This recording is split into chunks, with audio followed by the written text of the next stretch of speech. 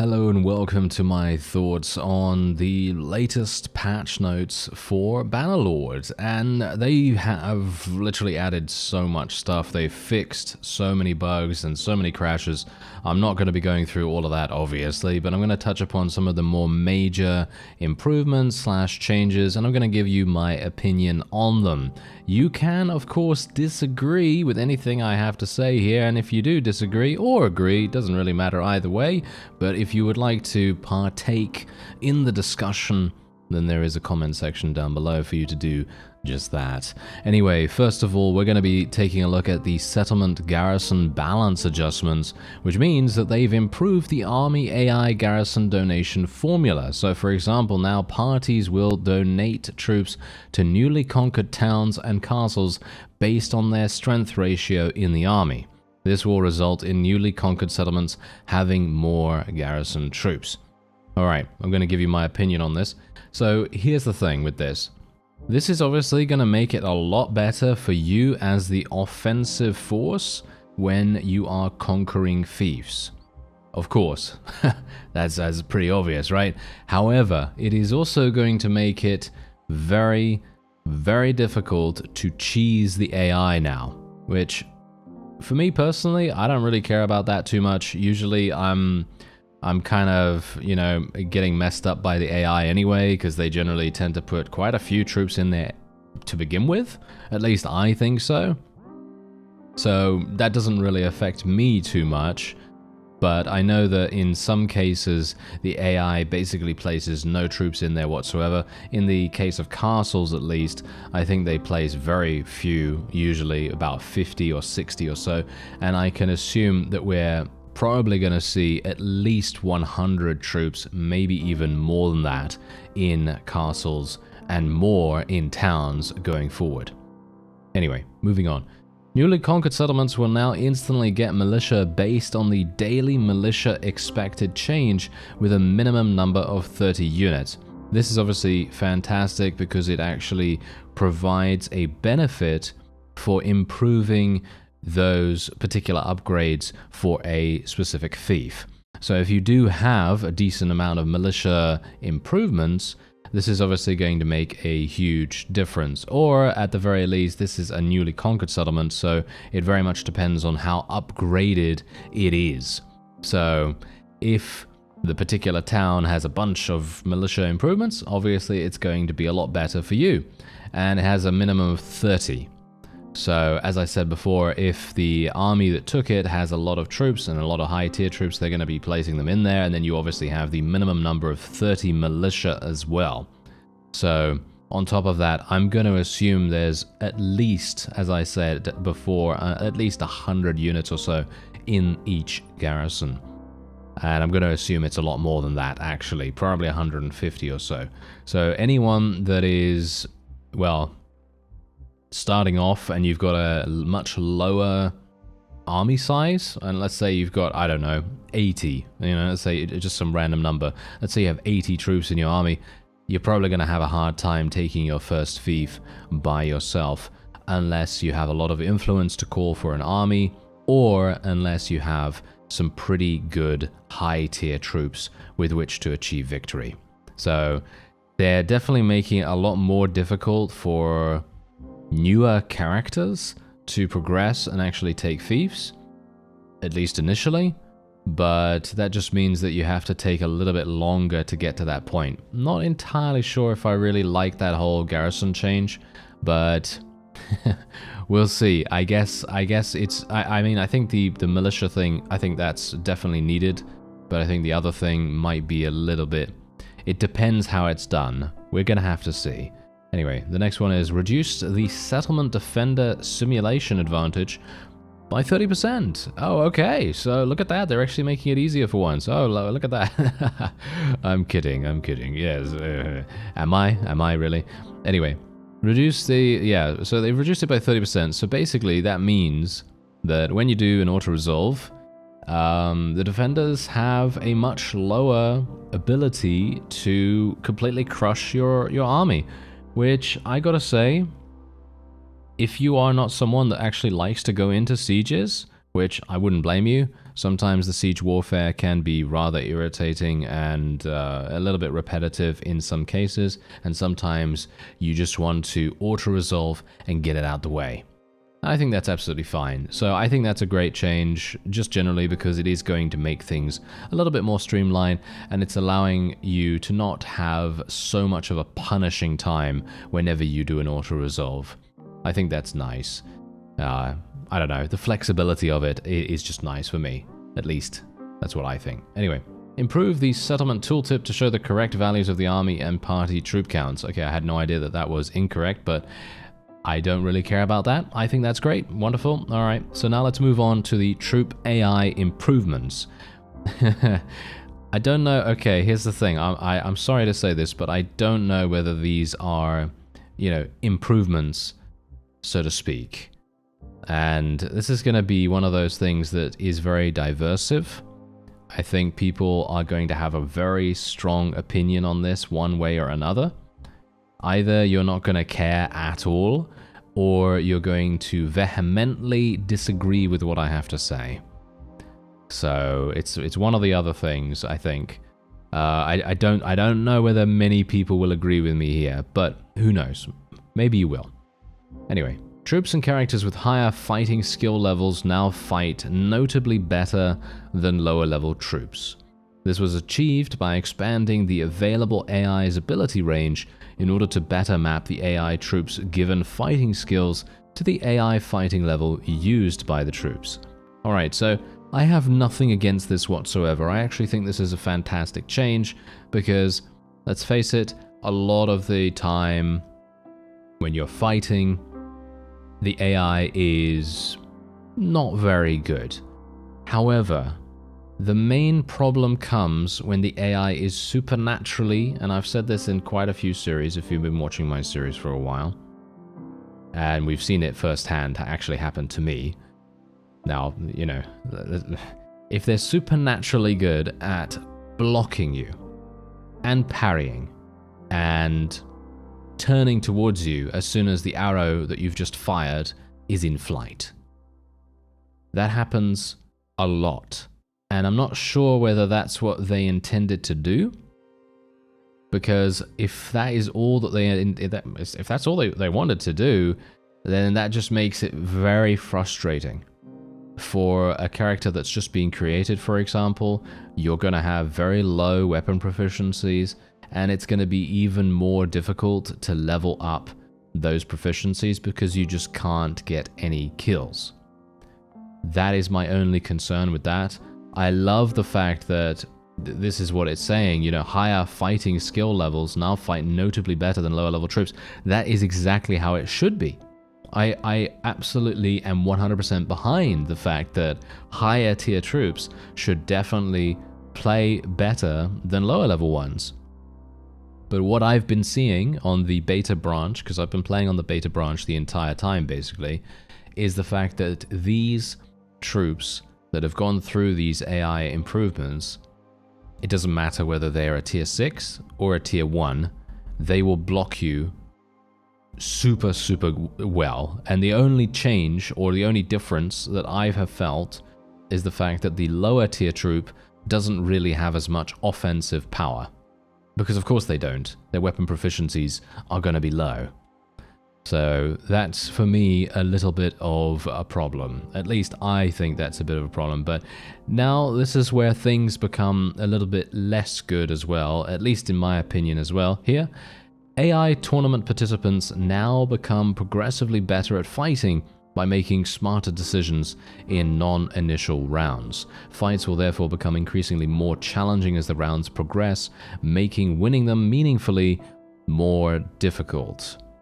Alright, so obviously, as you may expect, I am not a big fan of this, just because it artificially, at least that's what I think, it artificially increases the duration of a particular tournament round so dramatically that I just go, why am I bothering?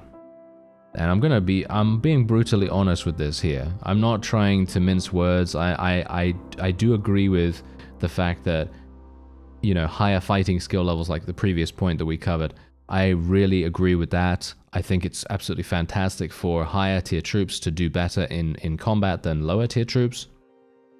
But they kind of already did that, in my opinion, because they have higher proficiencies, as I said.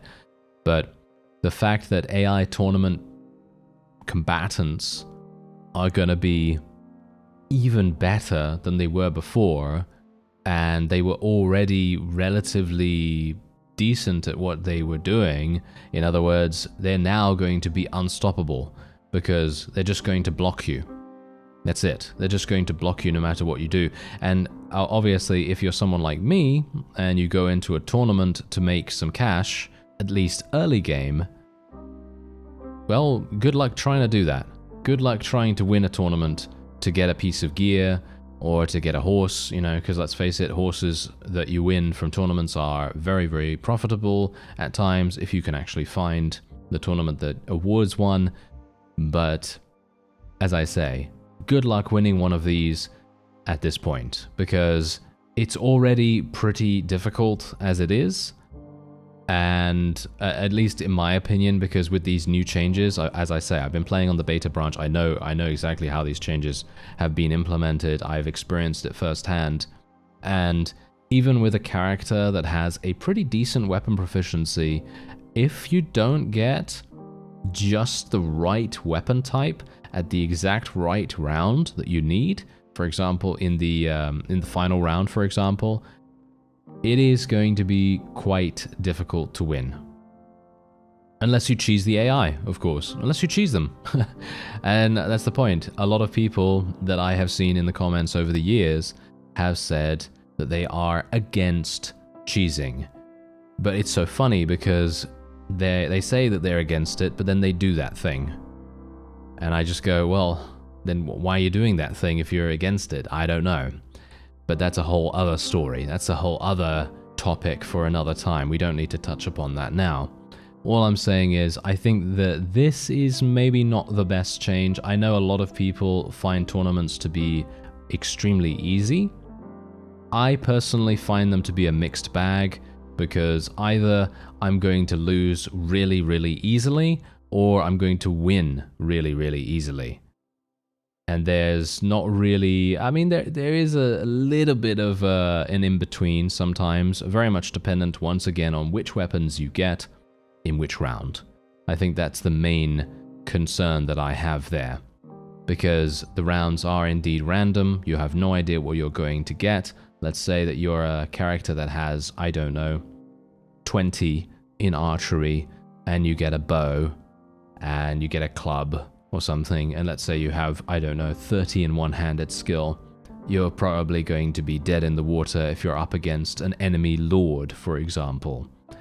And, well, in a realistic situation, yeah, that's probably how it's gonna be, because the guy is gonna have better gear, he's gonna have better skills, and he's gonna just absolutely destroy anyone against him that has low skills, because you're basically a peasant at that point, you know, having such low proficiencies. So it makes sense that you'd probably have a really hard time. But it being impossible, I don't know. I don't really agree with this, because as I say, being able to earn some cash early on, I mean, you're not really doing tournaments later in the game, in my opinion. The only time that you're going to do a tournament later in the game is if there's a horse available, or if there's something very specific that you need. And tournaments are a great way early on to get some nice renown boosts, like I've been doing in the last couple of series.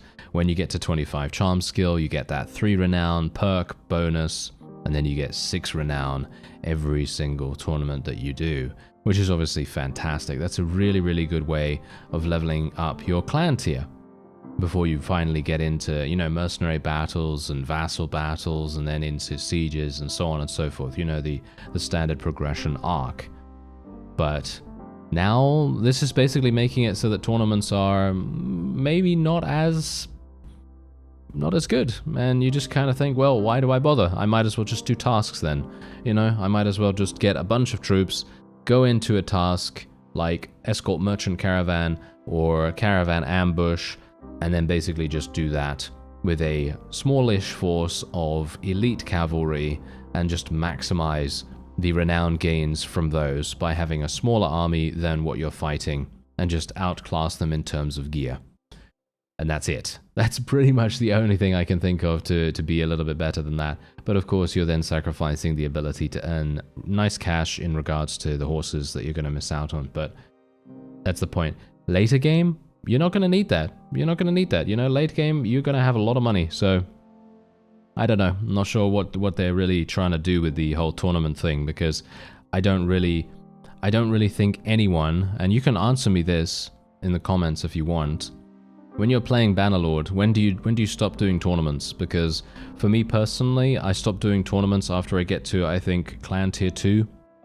Probably around there. I don't really do tournaments after Clan Tier 2. Maybe sometimes just to fill some gaps, maybe to get some quick cash sometimes. Maybe just because it breaks up a little bit of the monotony of, you know, fighting vassals or, you know, fighting in general in field battles. So Clan Tier 2, and then I stopped doing it basically almost completely until the end of the game. And before that, I'm doing a load of tournaments. So this basically makes it so that tournaments are worse early game and better late game, but that makes no sense because that's the only time you're going to really be doing it. So I don't know. Not sure what's going on with that. Anyway, that was a pretty lengthy topic. Apologies.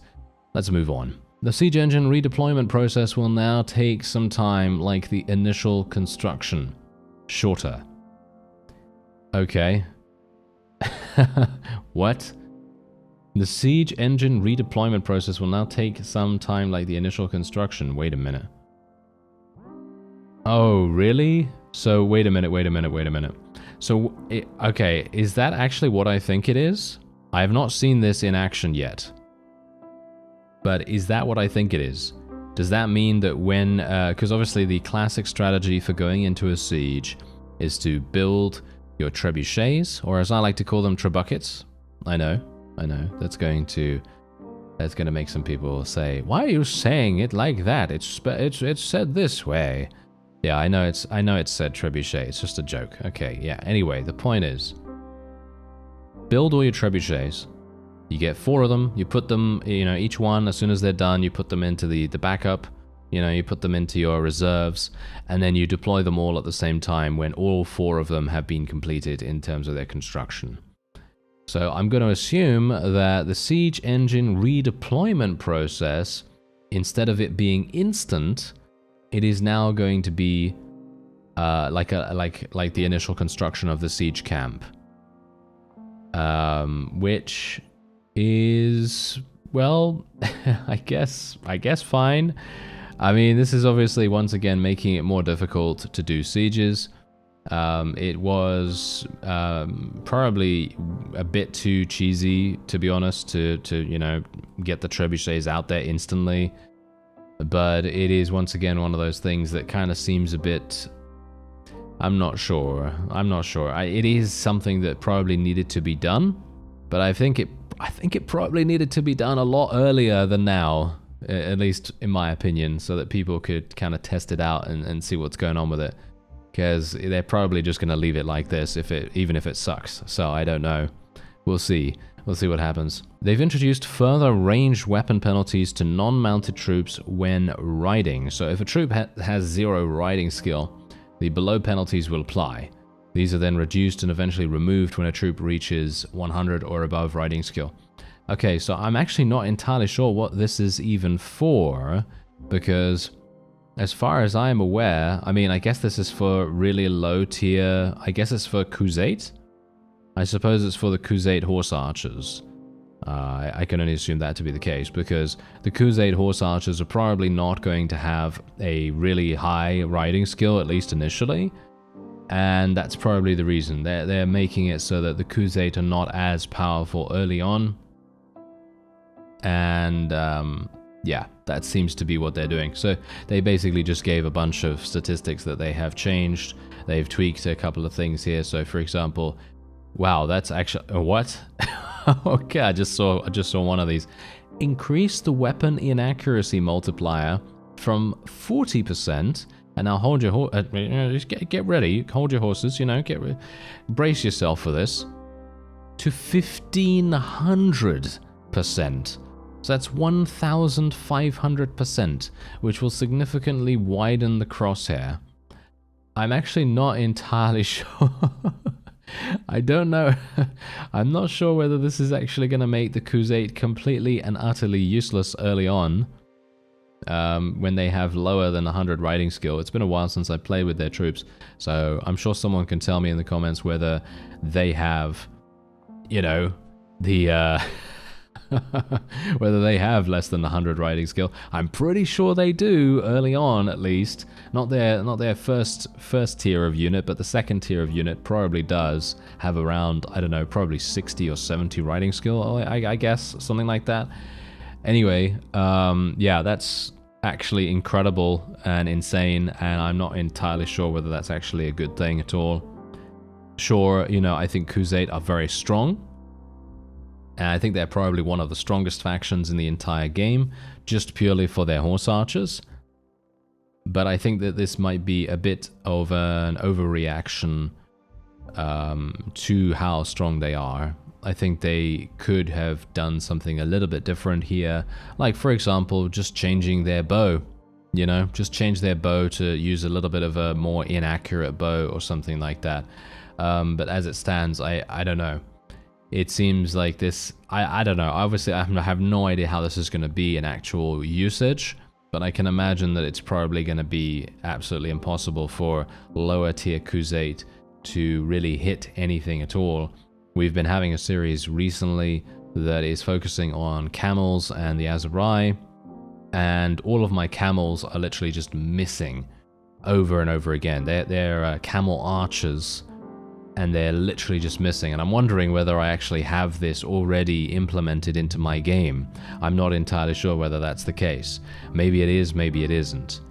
But if it is already implemented into my game, then that explains... actually, maybe it doesn't explain anything, because they have... I actually don't know how... I don't know how much riding skill they have. I should really check that. Anyway, let's move on. This is a really good change, the next one. I like this. Increase the animation speed of getting up after being dismounted. This happens to me all the time, so I'm very, very pleased about this.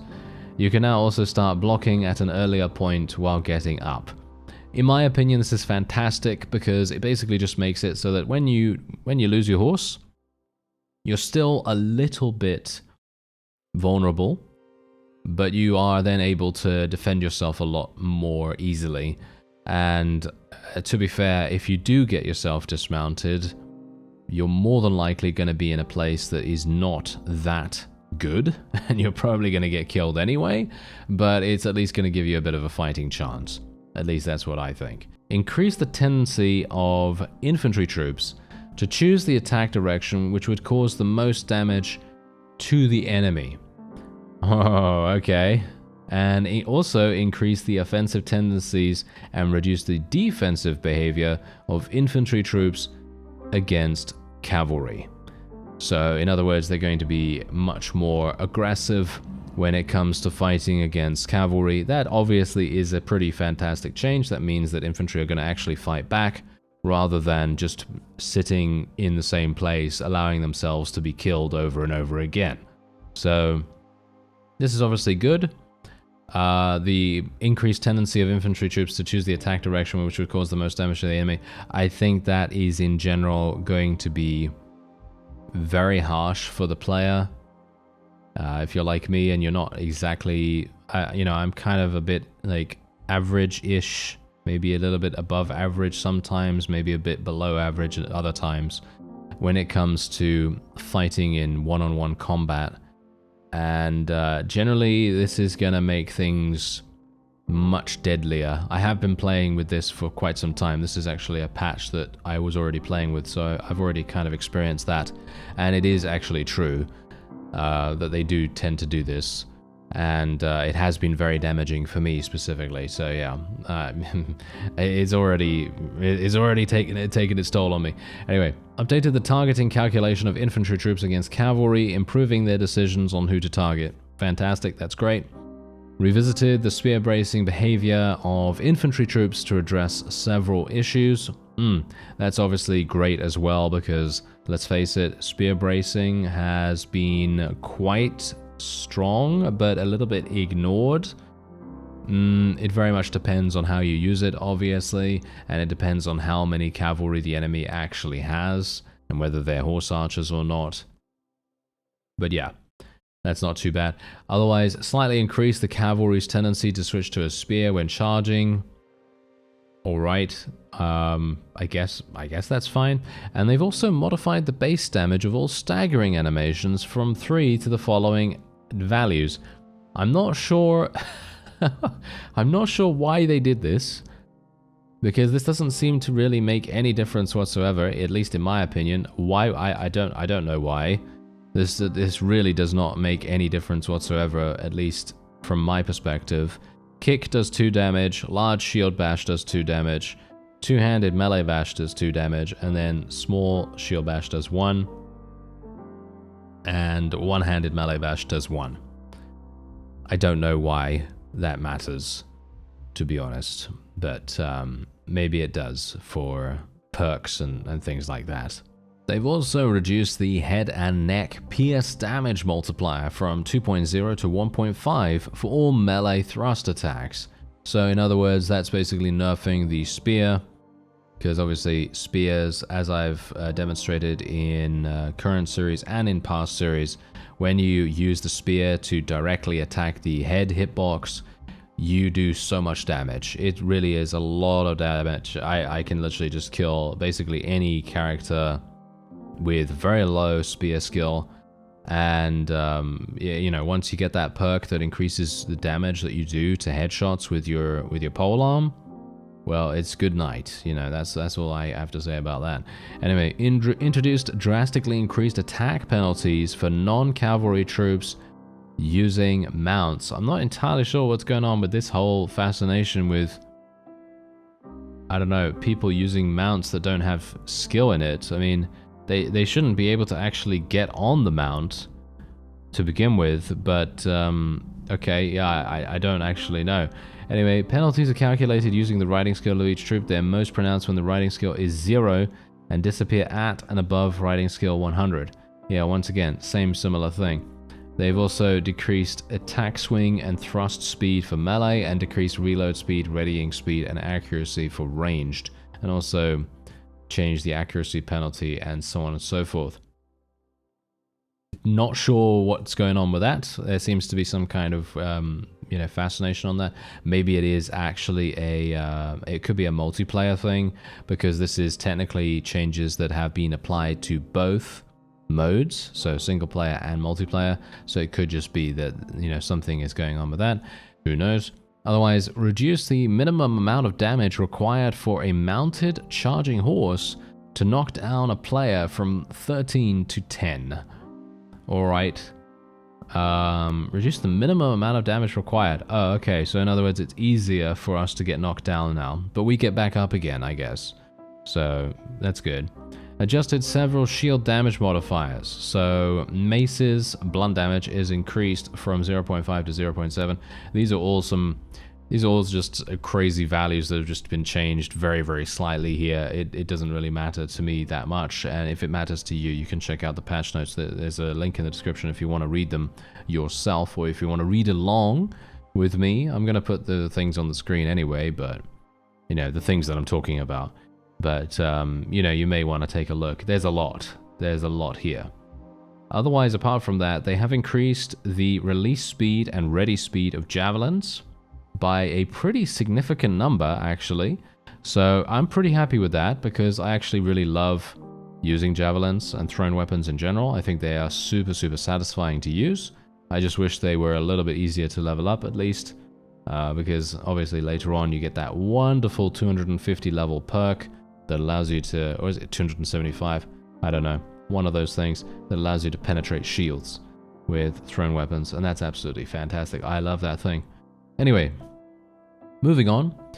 They have also changed the legendary and masterwork crafting requirements. So, legendary items can only be crafted from crafting parts with a combined average tier of 4.5 and higher. Okay, so in other words, you cannot put a high tier blade and then a low tier hilt and a low tier handle and so on and so forth on or should we say pommel, on a weapon and then expect it to come out as legendary.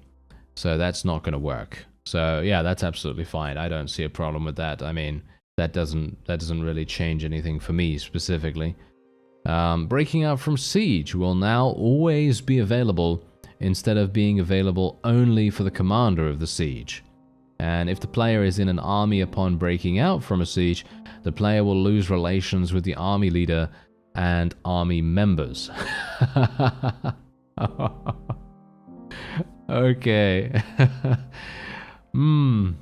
Right. Okay. Well, yeah, I guess that's fine. I think you might be able to tell from my laughter there that it's classic. It's such a classic thing to do. That's absolutely fine. I guess that's absolutely fine. I don't know. I'm not sure. I think it's good that breaking out from the siege will now always be available instead of being available only to the commander. But the whole losing relations because of you breaking out from the siege and leaving the army leader and army members, I mean, that makes sense from a realistic standpoint, but I think that's very funny. I don't know. Anyway, reduce spacing of troops in the square formation to improve its effectiveness against cavalry charges. Well, I don't really use the square formation at all, but could be useful. Agents that follow another agent now consider their target's velocity and decide to run instead of walking more often. Alright, well that's actually fantastic. I like that. Mounted and on-foot captains are now by default auto-assigned to mounted and on-foot formations respectively. They can still be manually switched to any formation. Alright, well that's fine as well. It is now required to confirm unsaved changes in the party screen before starting a conversation with a companion. Oh, okay. Well, we've got to click more pop-ups, fellows. We got to click more pop-ups. Anyway, bandits that are inside a nearby hideout will now be counted as quest progress for the landowner needs help with Brigand's quest. Okay, yeah, well, we already know this change, and I personally think that this is fantastic. I think this is one of the best changes that they've made so far. This is really, really good. This is exactly what you want from, a change. I think it is absolutely fantastic. It's one of those things where you just go, this is exactly what I'm wanting, because it literally just gives you exactly what you need at that moment in time. Because if you think to yourself, oh, I can't catch up to any of these blasted bandits, well, there's a hideout over there, and you can just go and clear that hideout, and then you'll get the quest done. And it's absolutely fantastic. I love that. Really, really good. They've increased the animation speed of pushing the ladders. Well, that's obviously pretty good for the defense. Obviously, it wasn't powerful enough. So, yeah, that's fine. I don't have an issue with that. Change the threshold value, which determines if the ladder is pushable when there are troops climbing on it, according to the ladder strength, giving players and AI more time to push the ladders. And they've changed the Firebrand's perk effect, which reduces the influence cost to initiate kingdom decisions from -50% to -25%. Okay, I'd like to see more changes to perks that are not this. For me specifically, I would love to see other changes, just not that, because that to me is just like, well, who cares? For me personally, I don't care about that. That does not matter in the least, at least in my opinion. Otherwise, they've also added new battle terrains. 6 new battle terrains. This was added all the way back in 1.2.0. So we've been playing with these for quite some time. So you have west of Revel, southwest of Kuyaz, 3 terrains northeast of Razich, and 1 around the town of Odok. So that's pretty nice. I like that. Added a total of 4 new bandit hideout scenes for the desert, forest, seaside, and mountain environments. I love all these changes. This is all fantastic. All extra content, extra new things for us to explore and see and do. I am always just right behind that. Love that. Absolutely fantastic. And then on the campaign map, this is weather. Obviously, I think I talked about this beforehand. I think I talked about in a previous My Thoughts On video that they were thinking of adding weather, and they have done that now. So both rain and snow can appear on the campaign map as well as in mission, depending on the season of a specific region. Consequently, the grounds become wet or snowy and stay that way for a period even after the precipitation is gone. And wet, snowy grounds decrease mounted infantry and cavalry speed bonus components of party speed by 30%. This is on the campaign map. And wet, snowy ground also doubles the siege preparation time. Oh, no. Okay, yeah, you can kind of tell what I think about this. I don't like this. I think this is absolutely abysmal. I think that is really, really bad. Yes, sure, from a realistic standpoint, yeah, wet, snowy ground. If it's wet, of course, you're going to have a harder time, you know, preparing your siege, I guess. But I think from a gameplay standpoint, this makes doing sieges into an absolute chore in these kinds of regions. For example, let's say you go into Stygian territory where it's basically snowing all the time, or at least it is snowy most of the time at least. And, well, have fun doing sieges there. That's all I can say. I don't know whether it... I'm not sure whether it needs to be active at the time, or whether it just means that the ground has to be snow-covered. Because if it's just the ground being snow-covered in that particular instance, well, you're going to have to sit there for an age, and then a massive army out of nowhere with 1,500 troops is going to come and try to stomp you into the ground, into the snowy ground. But yeah, I do not like that one bit. I think that the other thing, you know, reducing party speed, okay, fine, you know, that's all right. You know, give Stygians, by the way, give Stygians the ability to move faster in snow. They live there. They should definitely be able to move faster in snow. I don't know why they don't have that perk. At least I don't think they have that perk as a culture. You know, if you pick that as your culture, I think you should be able to move faster in snow. But maybe that's just me. I don't know. I think if you, obviously, if you're picking Battanian, you can move faster in forests, or it basically means that it eliminates the penalty for moving in forests. Whereas if you pick Stygian, I don't think it actually eliminates the snow penalty. But I could be wrong about that, so don't quote me on it. I haven't picked Stygian culture in quite some time, so I may not be remembering it. Anyway, anything to do with siege preparation time, or, you know, increasing the time it takes to do a siege, I am not liking that at all, because it takes way too much time as it is already, at least in my opinion. That's just, I don't know, that's just my own thought, because when you have to do, I don't know how many actual towns there are in the game, but there's towns and there's castles, right? There's loads of them. Loads of them. I have no idea. I think there's, isn't there something like 128 castles and like 64 towns or something like that? I'm not sure why I'm doing it in bits, but apparently I am. You know, 64-bit, 128-bit? Yeah, no, I don't know why I'm doing it like that, but I think there's a massive amount of fiefs to take in the game. And if you think about that, and you think about the time it takes to take one of them, and then you just multiply that by whatever the amount actually is, and then you double that time, dependent on whether it's wet or snowy or whatever, it's gonna take ages. It's gonna take ages, and I just don't think that's a good idea. But again, that's just me. That's just my thoughts on it. Anyway, wet snowy ground decreased the max speed of mounts and mount acceleration by 15%. This is in battle, by the way, in battle. Active raining or snowing decreases the projectile speed of arrows and bolts by 20%, causing reduced damage and accuracy. Alright. Yeah, I don't have a problem with this. I think this is absolutely fine.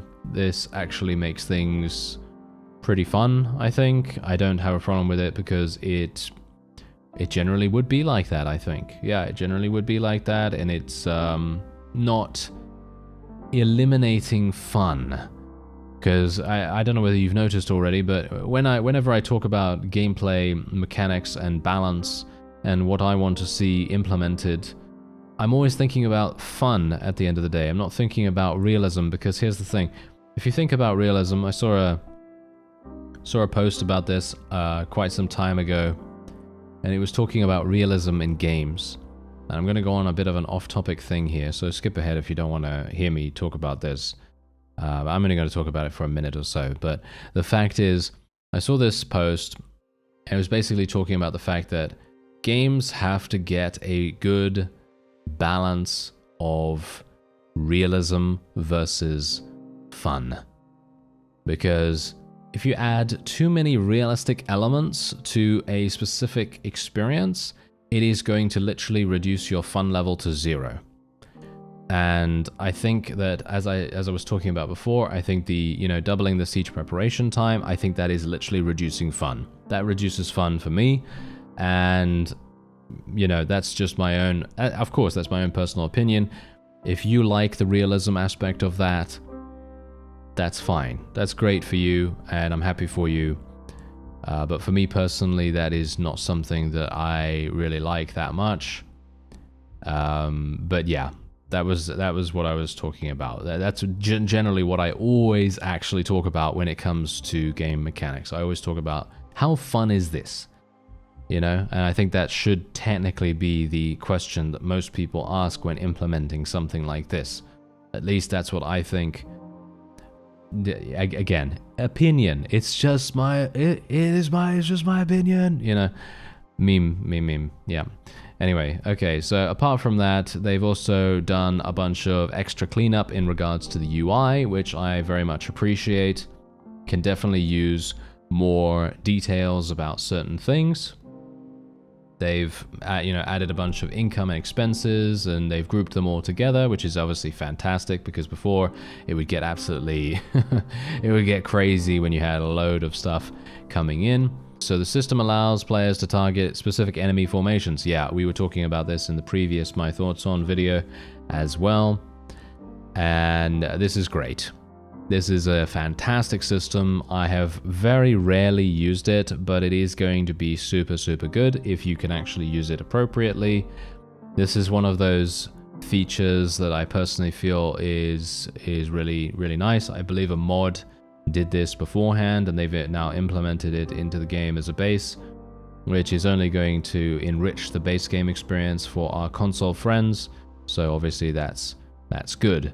Anything that we can do to make, or should we say anything that they can do, because obviously I'm not part of the development team in any way, but anything that they can do to increase the fun level for console players is very good. And they've also reworked the auto battle calculation system. So for example, mission and terrain types now provide bonuses or penalties for attackers and defenders. For example, an attacking horse archer on flat terrain now has a large bonus, but if you throw that unit into the forest, that converts into a large penalty. Defending archers do great in a siege, while attacking ones receive a penalty, and so on. Okay, right. What do I think about this? I don't know about this so much. I think that the ability for example, as they just gave the example here, a horse archer going into a forest. Yes, I think you should have a penalty for that. Obviously, I think they already... Don't they already have a penalty for that? Maybe they don't. I don't know. Because they're going to have to avoid trees, and it's going to be pretty mountainous as it is, so I don't know. But this is obviously auto battle, right? It's auto battle, so it is only values that they're looking at here. So I guess this actually does make sense. So I'm fine. I'm behind this. This is absolutely fine. I don't have a problem with it whatsoever. They've made some fog of war improvements. So you can ask the Tavern Keeper to learn more about the clan that owns the settlement, unlocking all clan member information in the encyclopedia for a fee. Inquiring about companions reveals their data as well. And receiving a marriage proposal from another clan or asking a lord about eligible bachelors also unlocks information of these characters in the encyclopedia. Alright, so that's obviously fantastic.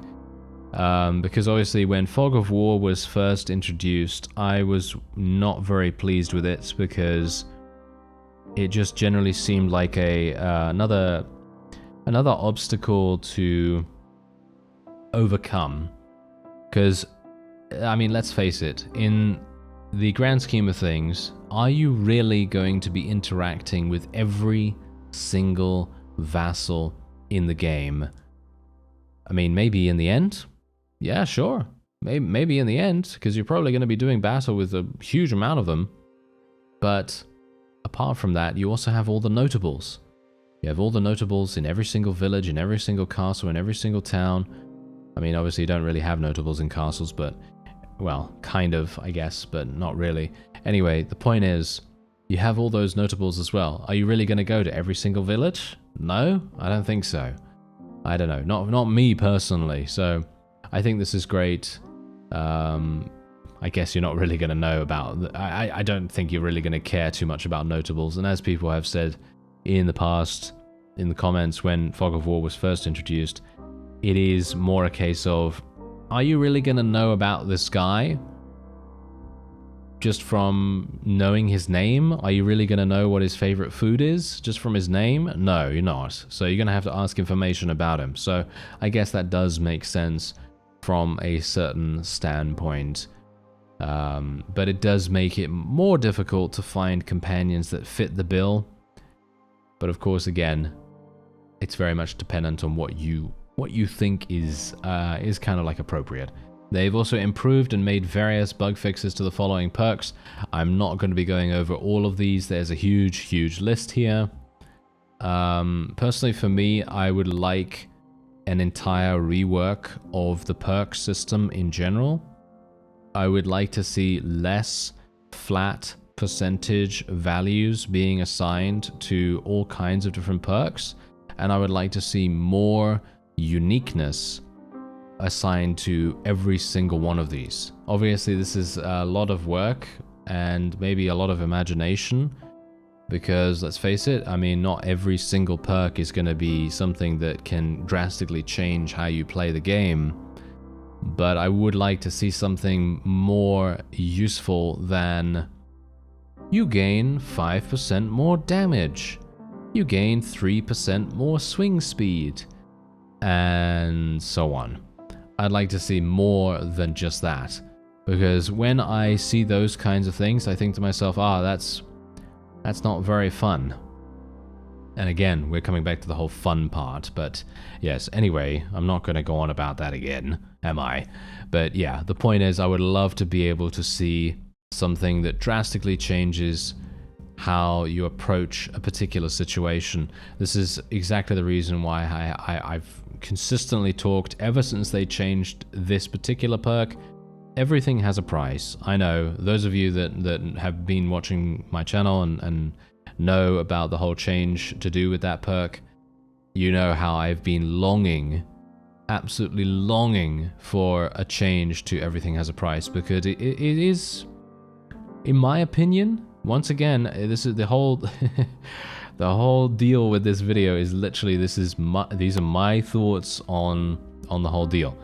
And as I say, if you disagree, or if you have an opinion yourself, by all means put it down in the comments. I'm always welcome to discussion on these things.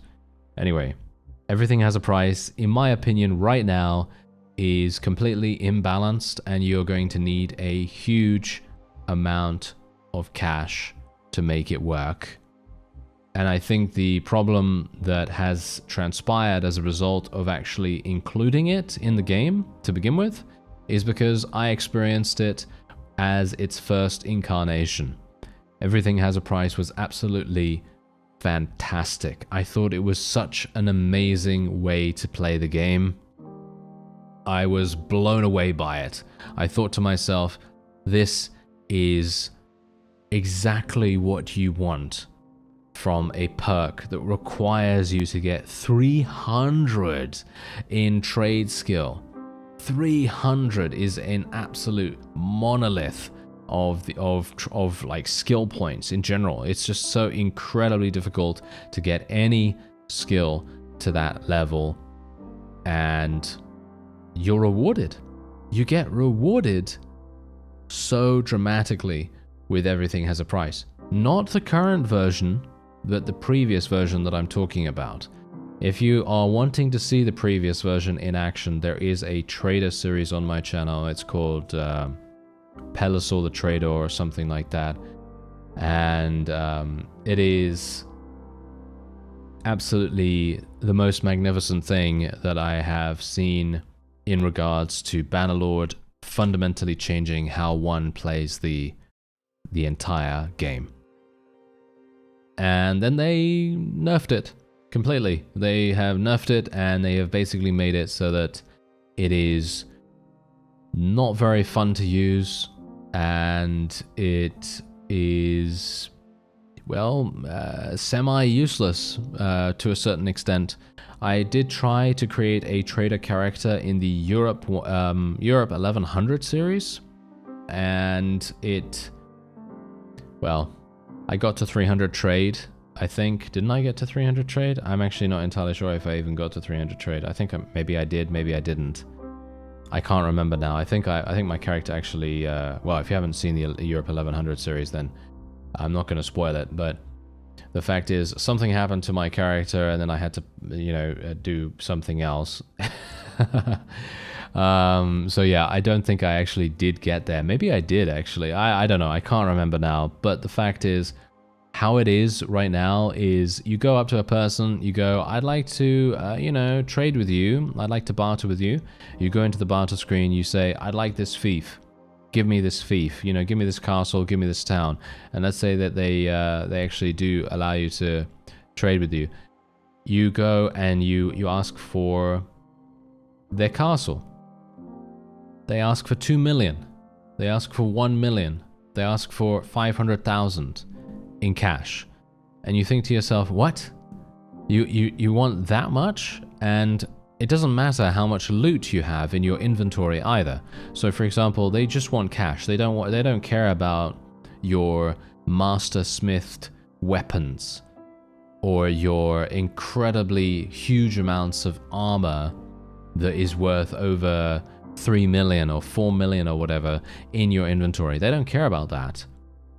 All they care about is your cash, and yet they don't actually care about your cash either, because if it is a castle, they're literally just going to be like, yeah, okay, you can have this for 700,000, and you've got 750,000, or not even that. Maybe you have less than that. And that's what I'm saying. You use everything has a price as a crutch now, rather than a main gameplay mechanic.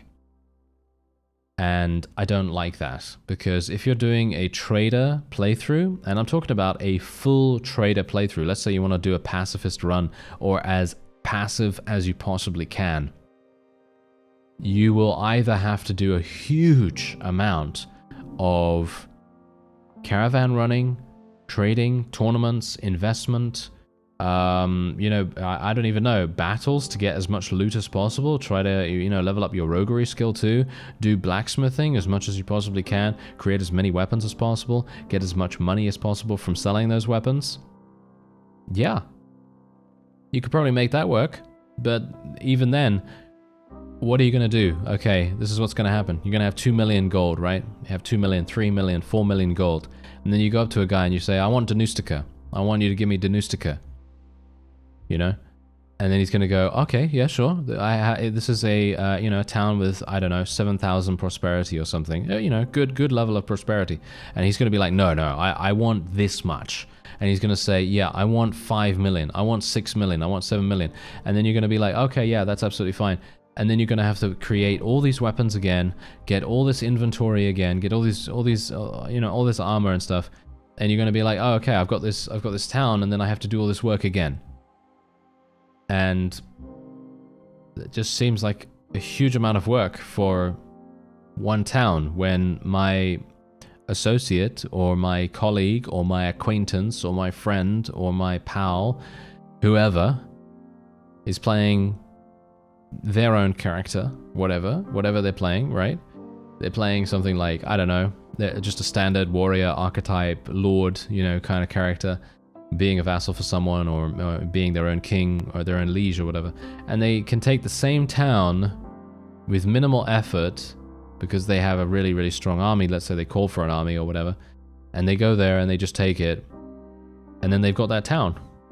and they don't need to grind 4 million gold or 5 million gold to be able to get that. And for me personally, I think that if you have a decent amount of charm, and I'm talking about 250 plus charm,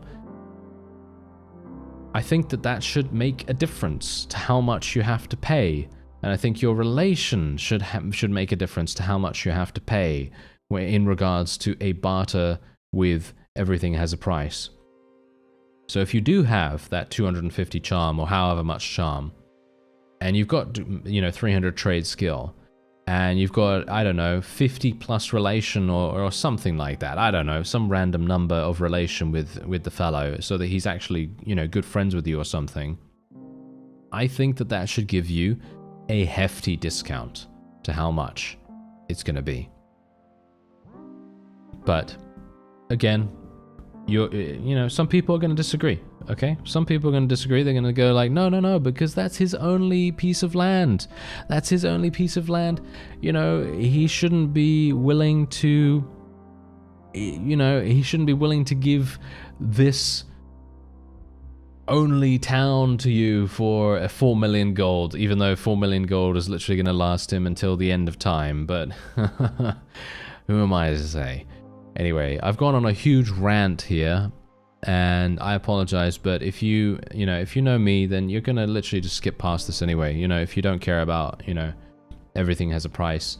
But this is exactly what I'm talking about. I think that these perks should be reworked. I think a lot of them should be reworked. For example, the first couple of perks in the one-handed tree, for example. I think that some of the perks in the polearm tree should be reworked, and I for sure think that the roguery tree, the final perks of the roguery tree, the riding skill tree, the throwing tree, all of these final perks should be reworked to give something amazing to the player, so that they feel like they have accomplished something really spectacular. And I'm not talking about everything as a price. Obviously everything as a price is spectacular, but it needs to be reworked and changed in a way that it is actually viable to be role-playing that trader character. My apologies for the rant. Yes, I know. I've talked your ear off a lot now, haven't I? Yes, you've probably gone at this point. I apologize. Phantom person who is no longer there. Anyway, yeah, so apart from that, children now have random personality traits instead of directly inheriting them from parents. So that obviously is to diversify their personalities. That's obviously great. And roguery experience gained from selling prisoners now takes into account their tier as well. Well, no offense, but I think that personally, leveling up roguery skill is, I think that selling prisoners to level up roguery skill is just utterly useless. I think that the scaling of roguery skill leveling from selling prisoners is too low. Because you sell, like for example, I sold a full party of, you know, like, I don't know, desert bandits or whatever, and they sold for almost 1,000 gold, which, yeah, okay, that's nothing, right? That's nothing. And you could definitely sell them for a lot. You know, you could sell other things for a lot more. You could sell tier 5 units, tier 6 units, and so on and so forth. But the problem is, it gave me 2 skill points, and I'm literally at a roguery skill of like 14 or something. And I just don't think that early on you should have to struggle so hard to literally get 2 skill. That's it. That's all I think. I just think that, you know, when you're at this level, when you're at 14 or 10 or whatever, you know, something really low, right? Something really low skill level. I think that it should be super easy to get to a certain point. So for example, you know, I think it should be really easy to get to like 50 skill. Then it starts to scale a little bit harder, then 100, a little bit harder still, and then 150, 200, and so on and so forth.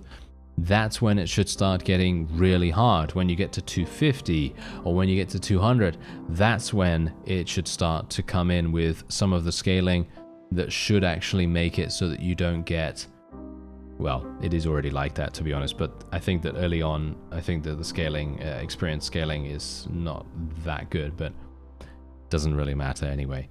Don't think they're going to change it. Okay, so reworked the after-battle prisoner distribution and recruitment. So caravan and village parties no longer take prisoners or recruit from the rescued prisoners pool. Oh, okay, that's actually really interesting. So that basically means that caravans and village parties can no longer become insane behemoths of absolute, you know, destruction, I suppose.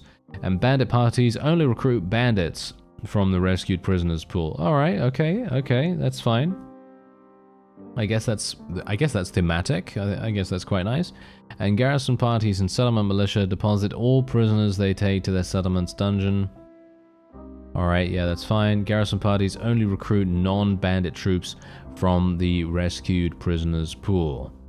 Non-bandit troops. Okay, yeah, that's also thematic. And village militia don't take prisoners or recruit troops from the rescued prisoners pool. Okay, why not? Why don't village militia take prisoners or recruit troops? I'm not entirely sure why they wouldn't. I don't know why that. I don't know why they wouldn't. I don't know. I mean, village militia, they're gonna take prisoners, aren't they? I don't know. Maybe not. Anyway, Wanderer changes. Balance the variety of Wanderer types by adding small amounts of non-combat skills to one-dimensional Wanderers, or by changing the overused types like Scouting. And they reworked combat skills of some Wanderer types that had led to multiple high redundant combat skills. This lowers their levels, making it easier to develop your companions as desired. Alright, I think that's good. I think that's a good change, because obviously we want as much customization options as possible, because as great as randomized companions sound, sometimes it can be very difficult to find one that is actually going to do what you want them to do. Whereas obviously in Warband, for example, you know exactly which companions have which skills, so you know who you're looking for. So, for example, in the base game of Warband, you can look for Ymira or you can look for Jeremus, and they can become your medics if you want them to. You obviously don't have to make them into your medics, but you know it's obviously recommended because they already have some of those skills. But yeah, anyway, that's obviously quite nice. I like that. Influence is no longer given when your clan's party donates prisoners to a settlement owned by your clan. Okay, really? That's actually a little bit sad. I feel like that could be really, really useful. When your clan's party donates prisoners to a settlement owned by your clan. Oh, I guess it's because the settlement is owned by the clan. Okay, I guess that makes sense. Your party is no longer seen by other parties when waiting in a hideout. I think that's fantastic. That's a great change. So then you're no longer randomly attacked by an insane amount of bandits because they now can't see you, although to be fair, that doesn't really sound that realistic, but again, we've got to balance realism with fun here, right? So, anyway, the party AI now resets upon leader change, rethinking their next moves. The party AI now resets upon leader change? What does that mean? Is that in an army or something like that? I don't know. Am I being stupid about it? Yeah, maybe. Anyway, AI parties now no longer consume mounts when upgrading troops that require one for their upgrade. AI parties. Okay. So I'm going to assume that that means that when you create a party out of a companion, I guess that's what they're talking about here. And the spouse can now get pregnant when traveling in the same party as the main hero, no longer requiring you to wait in the settlement. Obviously, that's a fantastic change. It was kind of silly otherwise. And then we have kingdoms and diplomacy here. So Fiefless kingdom destruction. This is obviously great. Kingdoms that lose all of their fiefs no longer linger around. Instead, they get destroyed. This is obviously fantastic. I mean, really, you know, I've been in so many playthroughs where I have literally destroyed I've captured every single fief, and the kingdom is literally just running around randomly raiding villages with like 20 or 30 troops each, and it's extremely irritating. So it's very nice that they have changed that. The kingdom's clans become independent, inheriting its diplomatic stances and relations. Over time, they can join available kingdoms or wither away if they fail to do so for more than 4 weeks. That's also great. Very, very nice and atmospheric, immersive. Players can still persuade or kill enemy lords to the same end. However, they are no longer forced to choose between that, vying for peace, or having to fend off an endless stream of attacks by an essentially defeated opponent. Yeah, that's exactly what I was just talking about. You know, the fact that they can literally just raid your village over and over. It's kind of annoying, isn't it? They've also introduced warehouses, so this feature expands upon the existing workshop mechanics. I actually used one of these one time, and we'll see. I don't know, we'll see if I'm maybe going to use it in the future again, but we'll see. And seeks to provide you with a new trade gameplay loop, the ability to provide owned workshops with raw resources, as well as the ability to collect processed goods from them. Warehouses are storage units with limited stock capacity where you can stock any item, and they are accessible through the town menu. Warehouse management can be done through the clan screen under the Others tab. Here you can determine whether a workshop should use the inputs you manually provided and how many inputs it should store or sell directly on the market. And workshops can now only be purchased directly from notables. I thought that's what we could already do. I thought that was the only way we could actually do it. Anyway, warehouses so far have been not very good for me. I think in general that's because the enterprise system itself, or shall we say workshop system itself, is inherently not very profitable at all. This obviously could be the case that I'm sure someone's going to say, that's because you're not building the right workshop in the right location.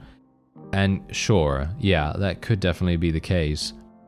However, I have tried a number of different things over the course of the time, and most of the time workshops either give me a very small amount of profit or no profit at all. And I don't know, maybe using the workshop, shall we say the warehouse with the workshop is going to make a bit of a difference on that. I don't know. So hopefully that's going to happen. Who knows? Otherwise, they're talking about crafting here. I'm not really going to be talking about that too much because they're just talking about weapon modifier is now added to the crafted weapon based on the item's crafting difficulty and the hero's crafting skill.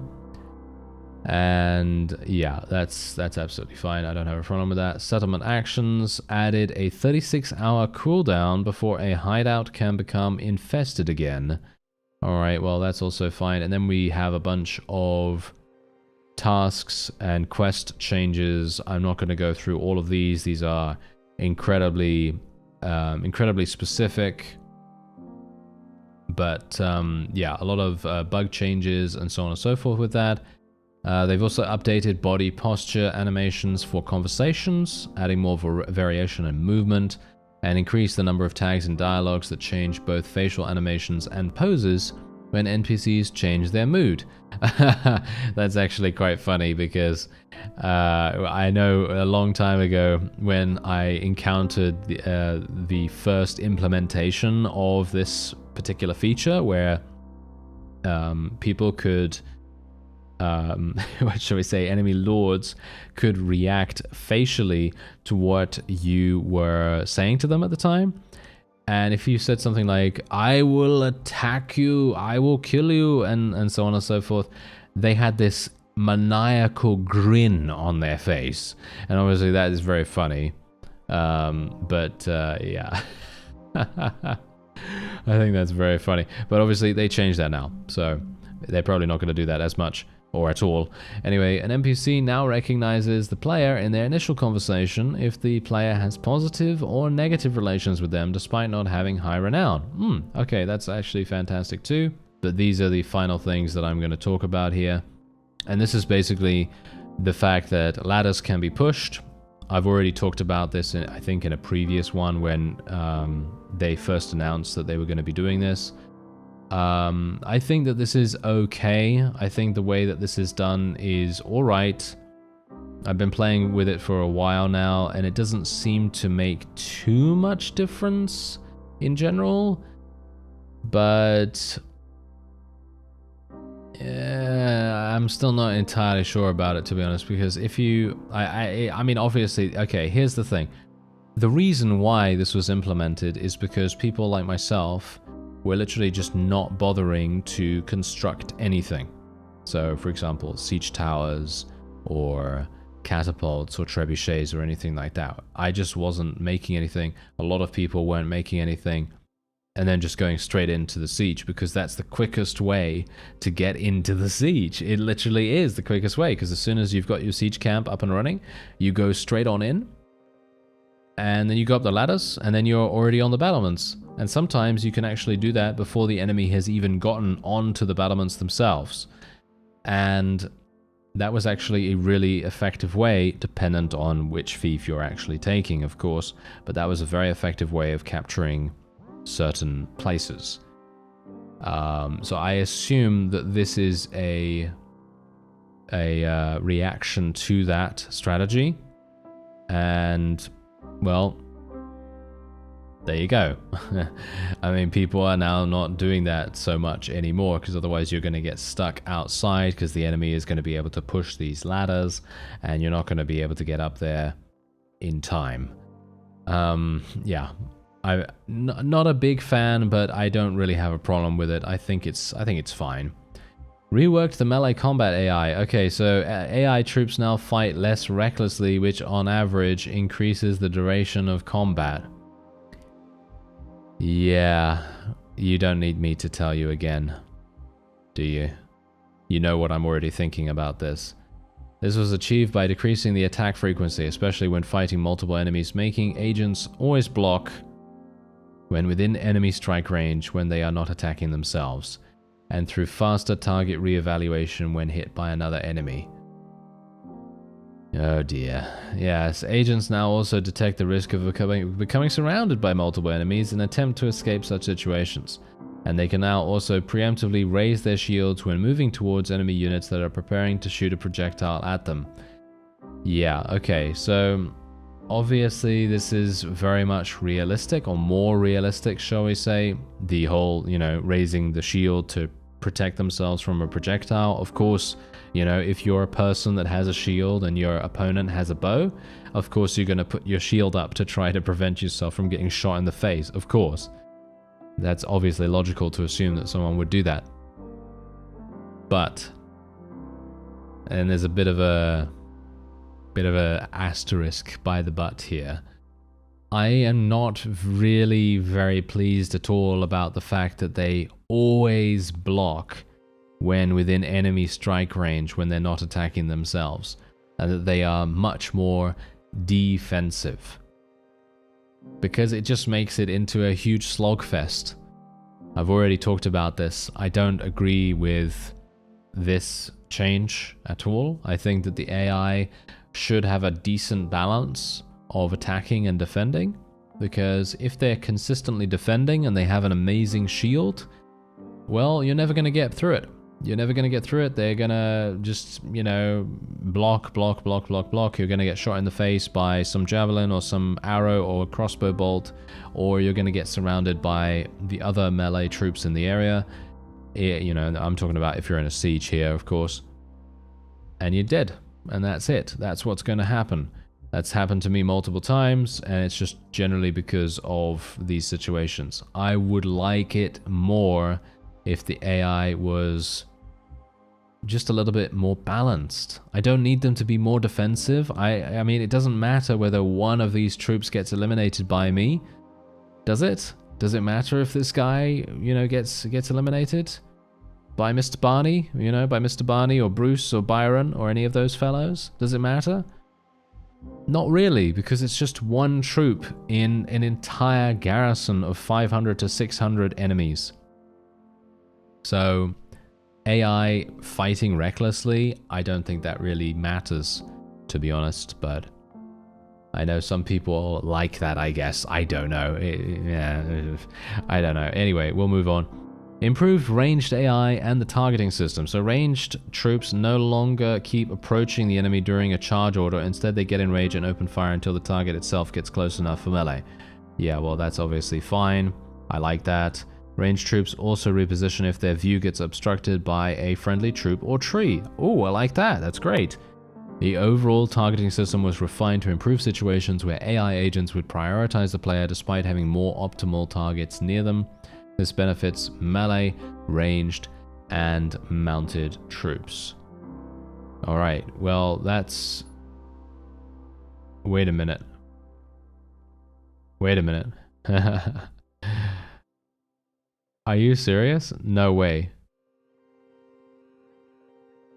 This makes no sense whatsoever. Did I read this right? The overall targeting system was refined to improve situations where AI agents would prioritize the player despite having more optimal targets near them. This reads like ranged troops are not going to target the player as much. But that is not what's happening. That is not what's happening. I have literally seen this firsthand. I have been in these times where there are literal examples on video. You can literally see it, where there are archers just attacking me when there are literal people in front of me. They are trying super hard to focus me down. I wouldn't be surprised if something went wrong here and maybe there is some, I don't know, some error in the code or whatever. I'm not trying to say that, you know, they did something wrong. I'm just trying to say that I think that maybe this was not implemented in the right fashion, because it seems to me like the overall targeting was made worse in regards to the AI targeting the player, because it feels to me like I get targeted super fast and super easily, no matter whether I am all the way at the back of the battlefield or in the front. I'm gonna get targeted no matter what by the AI. That's what I've seen. And this is egregious. This is a huge egregious offense in tournaments. This happens in tournaments so much more, and it is blatant in tournaments. So I'm actually really surprised that they attempted to fix this issue, but I don't think so. I think it's gotten worse. For me personally, I think that it has gotten worse. Anyway, reduce the number of cases where agents try to attack an enemy behind an obstacle. Well, obviously that's great. Fix the bug. Well, it's obviously bugs. We don't need to worry about that too much. Improve the AI of cavalry's aiming and movement systems. So agents now take into account their weapon's reach when determining the attack direction, as well as to try to attack the body part that would yield the most damage. Well, that obviously is fantastic. That's really good. So if you're running around with a bunch of melee cavalry, that's going to be fantastic. That's going to be really useful. This also fixes a bug that caused agents to miss their target even if it was stationary. And they also refine the movement decision-making process, resulting in the agent increased tendency to couch lances, which in turn increase their effectiveness during a charge. So that's obviously fantastic too. Yeah. So they've done a really good job in regards to the cavalry here. Not a big fan of the whole melee combat AI thing, as I said. And the ranged, well, you know what I already think about that. And that's the end of the patch notes. There's a huge amount here. I mean, they've done a bunch of other things in regards to modding, and hopefully the modding community are going to get some more accessible things, and hopefully we're going to see less small patches that change very little, because it breaks every single mod, or at least it almost breaks every single mod and causes crashes, even when the update itself is literally just one bug fix or whatever. So hopefully we're going to see less of that. But otherwise, I am pretty, a little bit mixed about the overall release of 1.2.7, because that is the current version of the game. Let me know your thoughts down in the comments. I would very much like to hear your opinions on things, because for me personally, I think in general, most of the changes are positive, And then there are some big outliers which I would prefer to go in a different direction. You know, most specifically, more perk impact. I'd love to see the perks get reworked dramatically. I'd like to see ranged AI not target the player as much. I know they attempted to do that, but for me personally, it feels like it is worse. And then I would also like to see the AI be less defensive, because in many situations, the AI is so incredibly good at blocking that they will literally turn on a dime and block your arrow, or generally they will just be insanely difficult to take down if you have really low proficiencies, as I talked about earlier in the video. So hopefully you've enjoyed this. I didn't really mean to go on a huge rant multiple times about things, but I like to be thorough when it comes to talking about gameplay mechanics, especially about things that I am interested in. And yeah, well, I apologize nevertheless, because maybe it was annoying, you know. Maybe it was annoying, and if it was annoying, then, well, I'm sorry. That's just how it goes sometimes.